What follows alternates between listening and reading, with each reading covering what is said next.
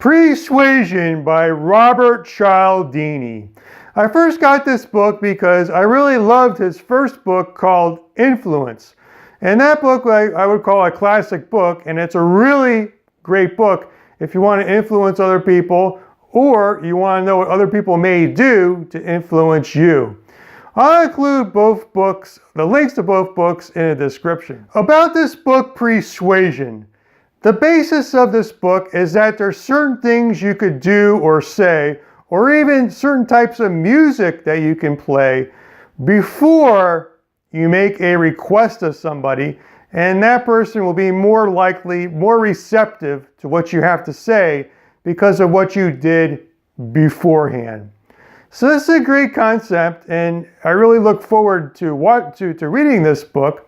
But I got it a while ago, and I started reading it, and I just read a few pages before I just put it down and forgot about it.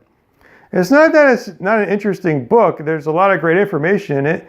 It's just I found it difficult to read. It was slow going. I really had to concentrate on every single thing in order to comprehend it. Much more difficult than the first book, Influence. That being said, I wanted to do a review on the book, so I made an effort. I just read a couple of pages every single day, and I got through it. And there was a lot of great information in the book and some things that I learned. The biggest takeaway that I took from it, because it'll help me in my realtor business, was something that Cialdini said about Warren Buffett, the famous investor who runs Berkshire Hathaway. In the annual letters, Buffett starts off by saying what the problems were in the past year and the problems the company faces ahead. And that is so unusual. Most annual letters, they will kind of downplay what's wrong, what's gone wrong, and what may go wrong, because that's just how things are usually done.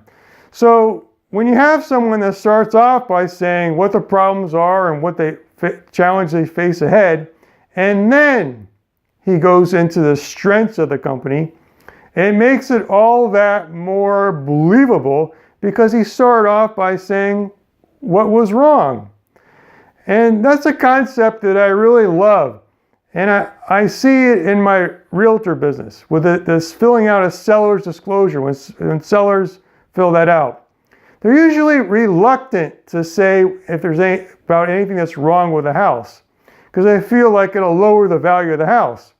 And I think otherwise.